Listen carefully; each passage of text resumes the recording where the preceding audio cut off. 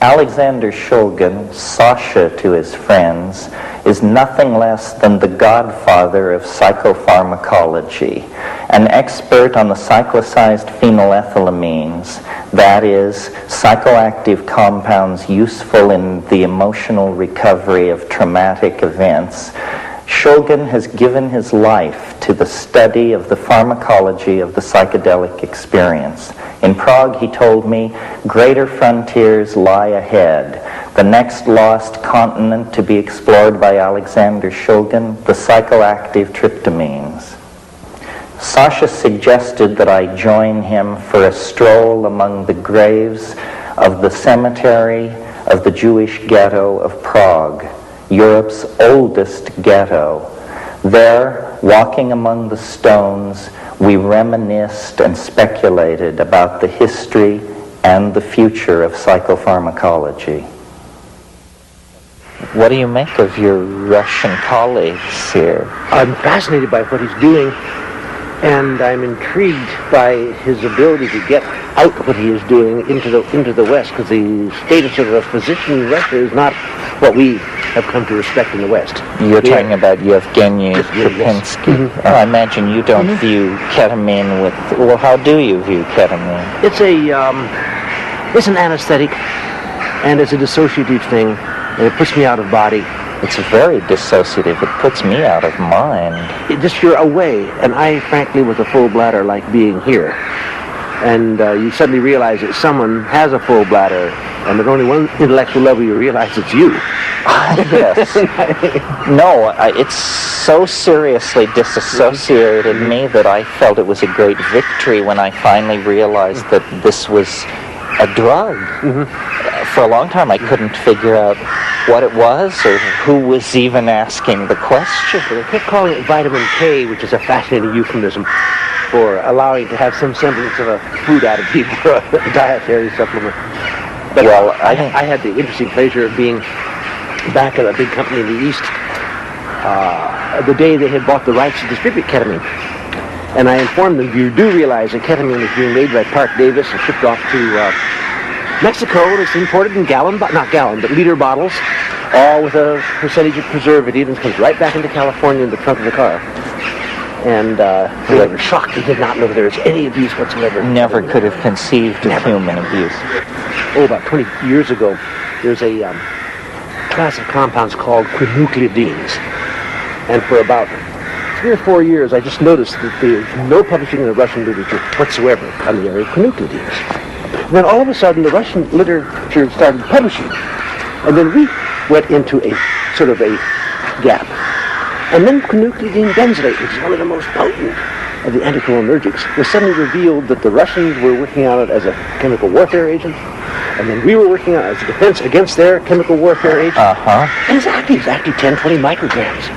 10, 20 micrograms? It makes you really wonky. It's like atropine.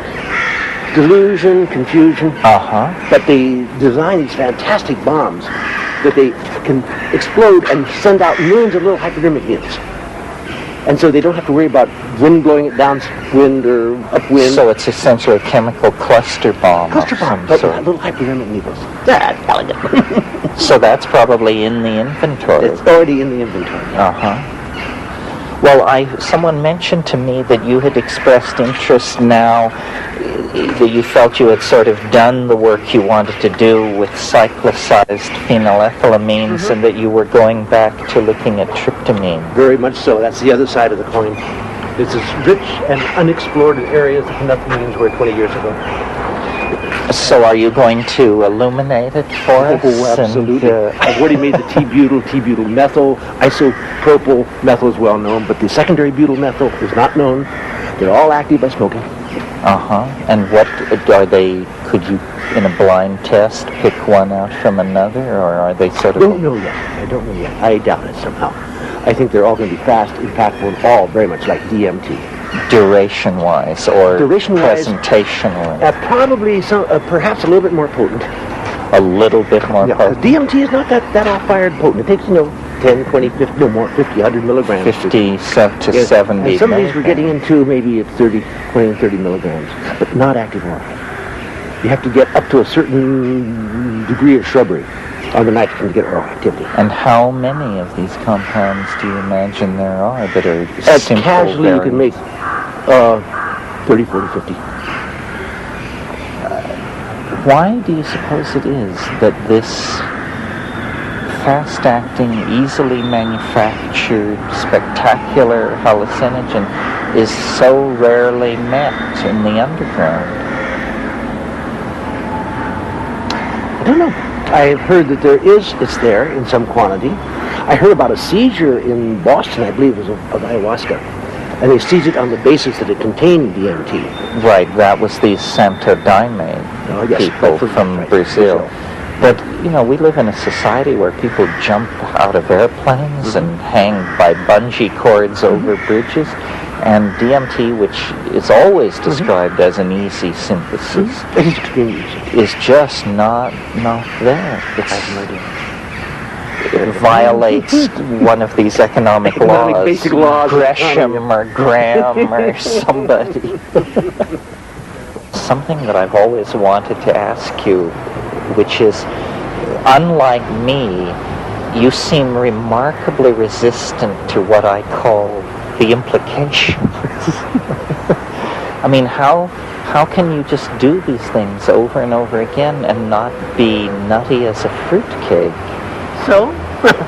Well, are you? I think I relaxed in any event. But unlike me, you don't feel the need to rave about that aspect of it. Not particularly. I'd rather quietly stay half in the closet and continue doing what I'm doing. But you've probably seen more uncharted internal landscape than half of mankind put together. I mean, that would not be an immodest claim. They're a little bit charted now. Well, a very little bit. Very little, that's right. But the seeds are there to be used by anyone else.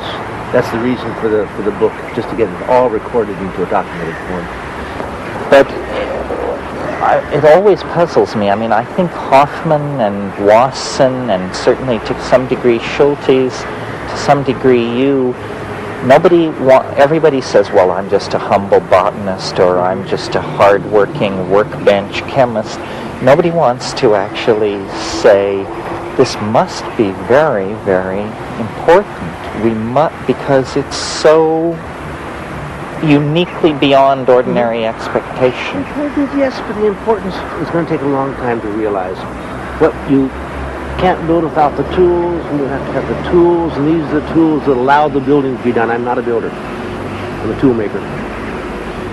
And that's probably one of the reasons I've not described a lot of landscapes. Other was something different. If we could compare it to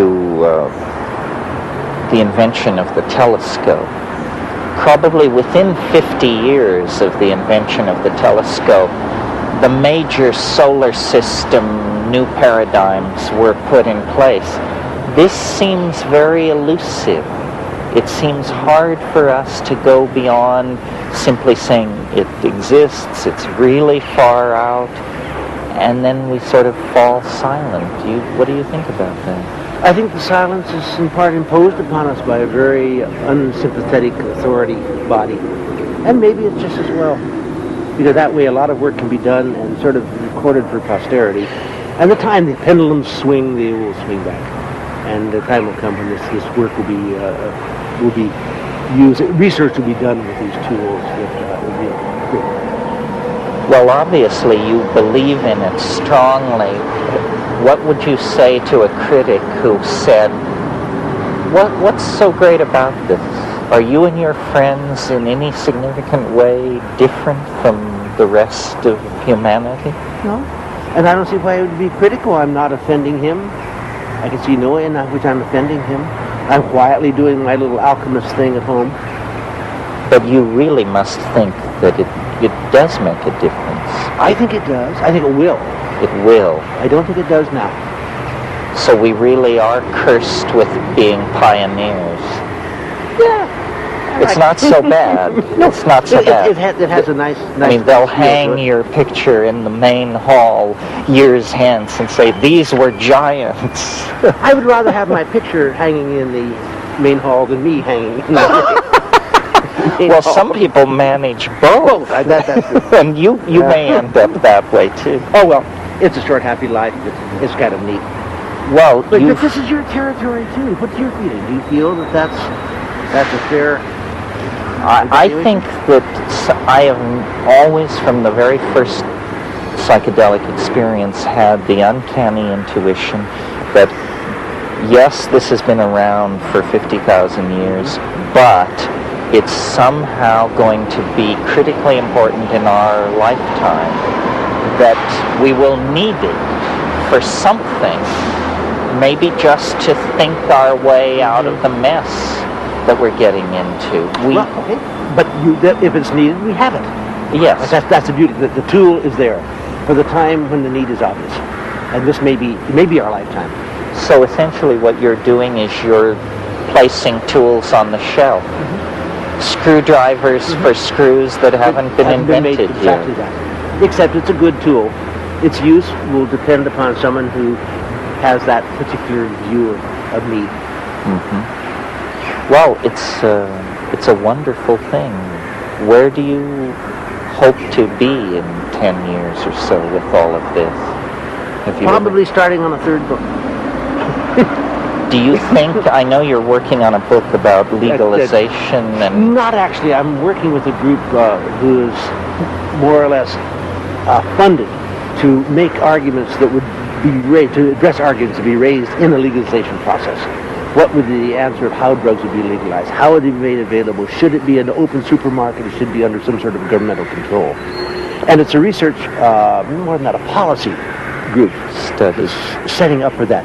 I think it's futile in the present state. In terms of practical impact. I don't think anyone's going to seriously entertain legalization. So it may be a futile process, but it's a fun process because in the process you begin evaluating your own relationship to drug law, drug regulation, drug control. If you were in charge of it, how do you see it happening? I mean, are there drugs you would keep legal, or do you think it should be... What I would do if I were running, I would keep certain laws that would protect people of innocence. I would have absolutely no drug with children who are of too young an age. God knows what that age may be. 16, 18, 21. Maybe alcohol market. Right. Absolutely unallowed giving drugs to anyone without their consent. Naturally. Informed consent, knowledge, education. I would make absolutely available at all levels about propaganda, restriction, information that is factual about drugs. Then I'd open the drugstore. And you people, will they overuse? Maybe. But I think that would very quickly dampen itself out to maybe about what we have now. But you have removed the criminality, removed the violence, removed the entire social disruptiveness that these drug laws have caused. Would you encourage the government to see these drugs as a vehicle for gaining tax revenue, or do you think the government should stay off that? Probably some tax revenue would be valid, as with other drugs of abuse, other things of abuse. Similarly to alcohol and tobacco. It's a good model, and perhaps it's a valid one. Well, that's pretty much what I suggested in my book, but I agree with you that it's easy to sit down and come up with a fine plan, overcoming the political hurdles of an American... Many people have too much to benefit on the laws being what they are and even becoming more intense. And until you change that motivation, that reward... Yes, well, the most cynical and the most naive people in America are keeping the drug problem going. The most cynical by dealing and importing drugs, and the most naive through the kind of Christian terror of... Look at the monstrous industries that have been built up with it. The drug urine screening, shameful. Right. But they're multi-billion-dollar things. This kit, that GCMS, this instrumentation, these people who make little wax urine bottles. It's becoming, there's no justification for urine screening at any time of anyone under any circumstance on a random basis. Well, and the notion that in a democratic society people would get into that kind of thing is incredible, I think. It's completely contrary to the principles of that society. The assumption of innocence. We blew it because it's not in the Constitution. Right. It should have been in it, but it wasn't. Right. But taking a urine sample on a random basis is an assumption of guilt. Well, That's entirely- but what is in the Bill of Rights is life, liberty, and the pursuit of happiness. Declaration of Independence. Declaration of Independence. But that could be used as a sufficient basis it's a part of our for... self-image, and we should maintain it as such. Yeah, well, the first keep thing going that or do- goes when society hits the wall is democracy.